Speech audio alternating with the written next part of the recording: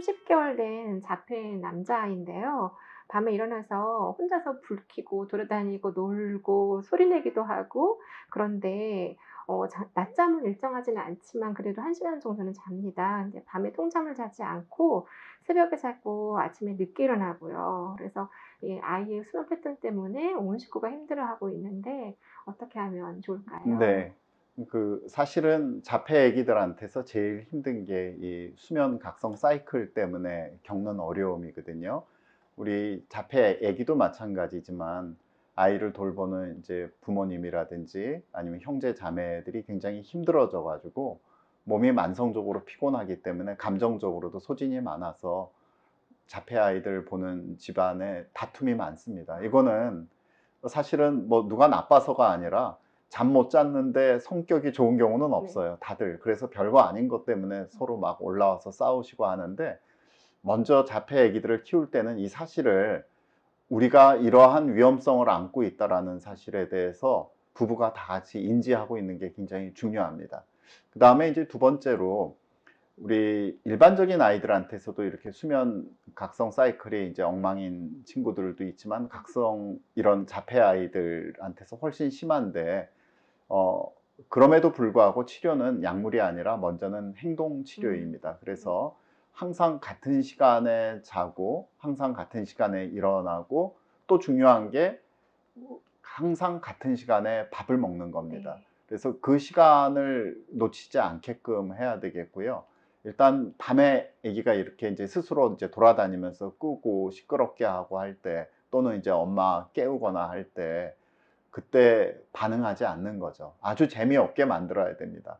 밤에는 그래서 아주 인내심을 가지고 그 시간에는 같이 반응을 해주면 안 돼요. 아주 재미없는 시간으로 만들어야 되겠고, 특별히 이제 스위치 같은 것도 아이 손 닿지 않는 곳에서 본인이 이제 음. 키지 못하도록 어두워야 됩니다. 그래서 일단 이런 행동 치료부터 먼저 하시는데, 네. 그 중에 또 이제 중요한 건 낮잠 시간이 음. 오후 4시 이후에 뭐 3시간을 잔다든지 그런 밤에 잠을 잘 수가 네. 없거든요. 그래서 먼저 아침 시간에 일어나서 빛을 보게 해야 돼요. 네. 네. 빛을 제 시간에 보게 하는 음. 게 음. 먼저입니다. 그래서 그날은 좀 힘들어도 며칠 우리가 훈련할 생각을 하고, 아침에 빛을 일정한 시간에 보게 네. 하고 데리고 나가서 환한 바깥에서 활동하게끔 하고요.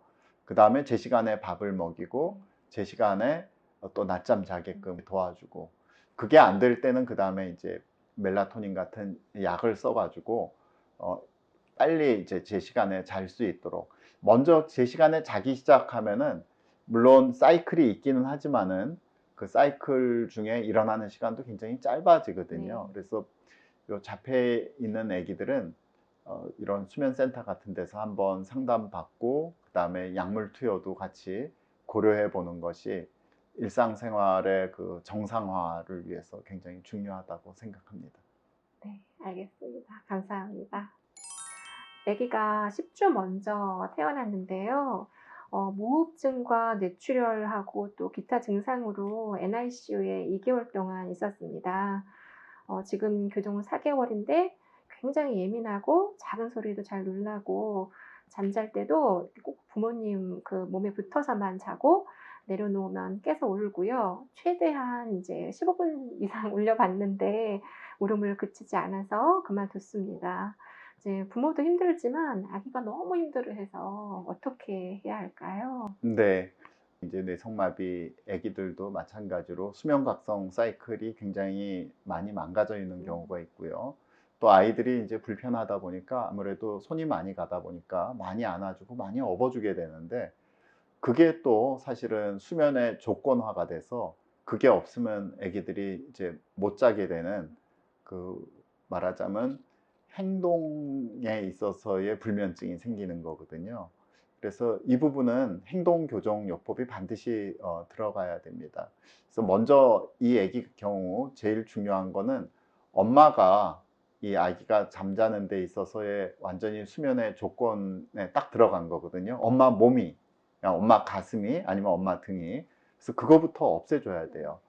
그게 없애지 않으면은 우리 수면 사이클에 따라서 60분마다 깼을 때 계속 엄마 등이나 엄마 가슴이 필요한 거거든요. 그래서 많이 울더라도 15분 정도 울린 다음에 포기하면은 아기한테 끝까지 딸려 들어가게 됩니다. 그래서 아기한테 반응하는 시간, 네. 그래서 첫날은 첫 번째 깼을 때 2분 기다리고 1분만 반응하고, 두 번째 깼을 때는 5분 기다렸다가 1분만 반응하고, 세 번째 깼을 때는 10분을 기다렸다가 1분만 반응하고. 그 첫날은 밤 새야 돼요. 밤을 새야 됩니다. 그거를 미리 가르쳐 드려야 네, 됩니다. 네. 다 알고 있어야 되고. 네. 두 번째 날은 처음 깼을 때 2분부터 시작하는 게 아니라 5분 시작하고 10분, 15분 그런 식으로 해서 3일 정도 하게 된다면 몸에 다른 신체적인 문제가 없고 다른 수면에 어떤 신체적인 장애가 없는 아기라면은 이런 그 뇌성마비 아기들도 이게 3일 정도 울리게 되면은 대부분 돌아옵니다. 네, 일단 오는 시간이 필요하군요. 오는 시간이 필요하고요. 엄마 아빠의 결심이 필요합니다. 그리고 네. 항상 일관돼야 돼요. 네. 어떤 때 세게 울면 안아주고 아, 어떤 때는 안 안아주고 네, 뭐 그렇게 되면 애들 자체도 이게 어떻게 해야 될지 모르거든요. 그래서 그 중요한 게 이제 엄마가 이제 젖을 계속 먹이고 있으면 젖 냄새 때문에도 계속 아이들이 깨게 되는데 6개월 이상에선 젖을 먹을 필요가 없거든요. 젖 먹게 되면 밤에 먹는 대로 또 소변을 보게 되니까 그것 때문에 또 깨거든요. 네. 그리고 낮에는 안 먹으니까 우리 애는 입이 짧다, 낮에 안 먹는다, 밤에라도 먹어야 된다 하니까 이게 완전히 네. 그 나쁜 사이클이 계속 돌아가게 되는 거거든요. 그래서 저는 늘 밤에 굶어서 죽지 않습니다. 목말라서 죽지 않습니다. 울리십시오. 네. 이제 그렇게 됐을 때 그 시간이 애들을 무시하거나 그런 시간이 아니라 훈련의 일환으로서 받아들이면 좀 쉽지 않을까 그런 생각을 합니다. 네. 밤에는 온전히 잠만 잘 수 있게. 네네. 네, 예. 알겠습니다. 10개월 된 전맹 아기인데요. 네. 밤에 잠드는 것을 굉장히 힘들어하고 네네. 자주 깨서 울어요. 네. 약을 먹여서라도 수면 네네. 패턴을 만들어주라라는 말을 들었는데 네네. 이렇게 어린 아기한테도 약을 네. 처방할 수 있는지, 그리고 예. 처방한다면 어떤 약인지, 또 부작용이 없는지 예. 궁금합니다. 특별히 이제 앞이 안 보이는 그런 아기들뿐만 아니라 어른들도 마찬가지인데요. 우리 몸의 그 주기는 24시간이 좀 넘습니다. 네. 그래서 24.3시간 내지 24.6시간이에요. 네. 그리고 지구의 자전 주기는 24시간이죠. 그러니까 무슨 얘기냐 하면 우리가 가만히 그 주기대로, 우리 몸의 주기대로 한다면 자꾸 늦어지게 돼요. 우리가 일어나는 시간이. 근데 우리가 그 매번 같은 시간에 일어나고 일상생활을 하게 되는 가장 큰 이유는 우리 몸에 빛이 들어가 가지고 그 빛이 시상 하부에 있는 상시각 교차핵이라는 데로 들어가 가지고 맨날 우리 몸의 시간을 조절을 해 주거든요. 근데 그 조절 기능이 전맹 환자들한테서는 없는 거죠. 그러다 보니까 늦을 수가 있습니다.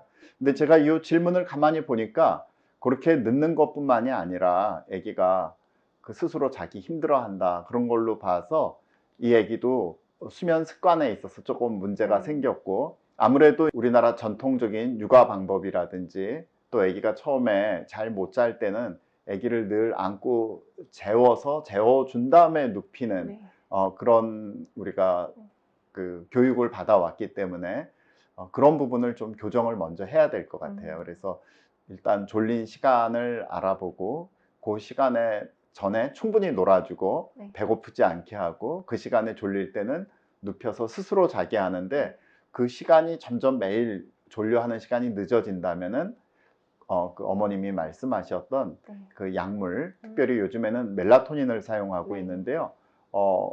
멜라토닌이 옛날에 사용했던 뭐 포크랄이라든지 클로랄 하이드레이트라는 그런 약물, 그런 것보다 훨씬 낫습니다. 왜냐하면 그 아까 얘기했던 그런 거는 수면제인데에 비해서 멜라토닌은 아주 생리적인 물질이고 우리 몸속에서 나오는 물질이기 때문에 이게 아직까지 소아들한테서는 이게 FDA에서 허락은 안 됐는데 실제로는 우리 임상에서는요, 임신한 산모들한테도 안전하게 사용하고, 그러니까 태아들한테도 안전한 거고요. 왜냐하면 나오는 물질이기 때문에 신생아들한테서도 안전하고, 그다음에 이제 이 안전 레인지가 굉장히 커요. 1mm에서 10mm까지. 근데 보통 저희가 신생아들한테서는 저는 0.5mm 정도 써도 충분하고, 애기들이나 뭐 소아들한테서 1mm 정도, 큰 애들한테서는 2mm 정도 그렇게 사용합니다. 그래서 안전한 약물이기 때문에 필요한 그 시간에 정확하게 잘 써야 되겠고요.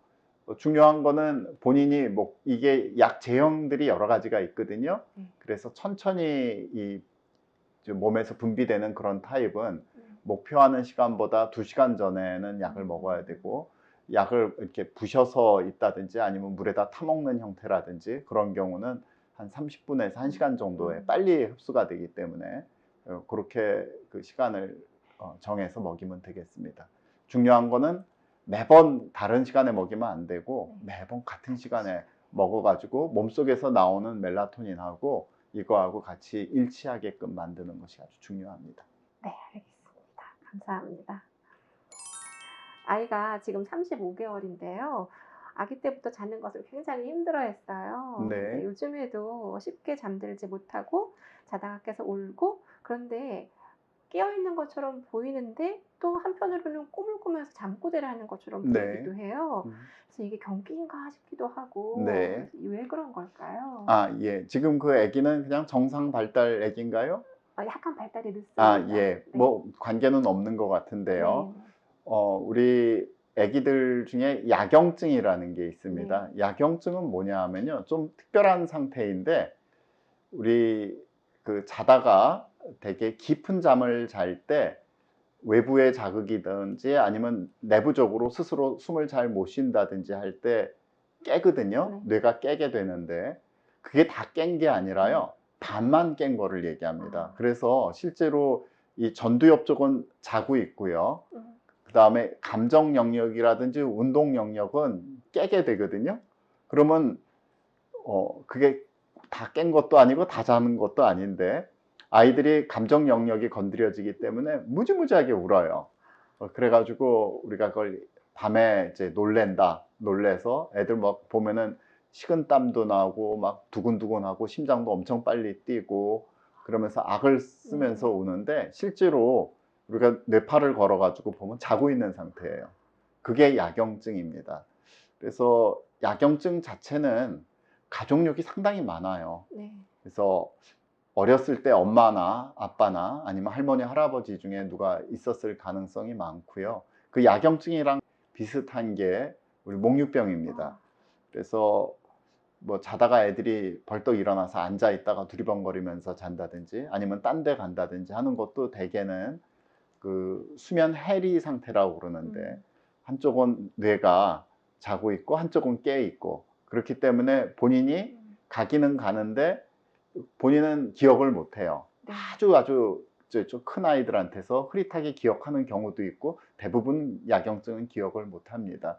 그래서 이런 경우에는 야경증을 일으키는 외적인 요건이나 내적인 요건, 너무 바깥이 시끄럽다든지 뭐 아니면은 너무 화나다든지 아니면 코가 많이 막힌다든지 그래서 무언가 뇌에서 스스로를 깨게 하는 그런 조건 자체를 없애게 함으로써 야경증을 좋아지게 합니다. 그래서 야경증 자체에 대한 치료라기보다는요, 수면이 방해받지 않고 끊어지지 않고 푹 잘 수 있게끔 하는 여러 가지 치료를 하거나 도와주게 되죠. 네, 그러면 이 아이들도 이제 멜라토닌 먹는 경우도 있습니다. 아, 먹이는 네. 경우도 네. 있고 그거보다는 오히려 아이들이 이제 콧구멍이 작은 경우가 많거든요. 감기도 많고 그래서 그거를 뚫어주는 경우에는 야경증이 좋아지고요. 또 이제 좀 큰 아이들한테서 생기는 경우는 우리가 편도라든지 아데노이드 비대가 그런 역할을 하는 경우가 많아요. 그러니까 편도나 아데노이드 비대가 있으면은 기도 자체가 이렇게 밤에 잘 때 힘이 없어지니까 이렇게 쭈그러들 때 커다란 덩어리들이 들어있으니까 숨이 막히게 되거든요. 거기에 반응해서 깨긴 깨는데 애들이 깊게 자는 어떤 성향 때문에 앞에는 그대로 자고 있고 뒤에 운동 영역하고 감정 영역만 깨는 거죠. 네. 그래서 희한하게 편도선 비대나 아데노이드 비대 수술을 해주고 나잖아요. 그런 약경증이 없어져요. 그렇군요. 그러니까 그런 사실을 이제 아는 것도 중요할 것 네. 같습니다. 감사합니다. 많은 도움이 됐습니다. 예.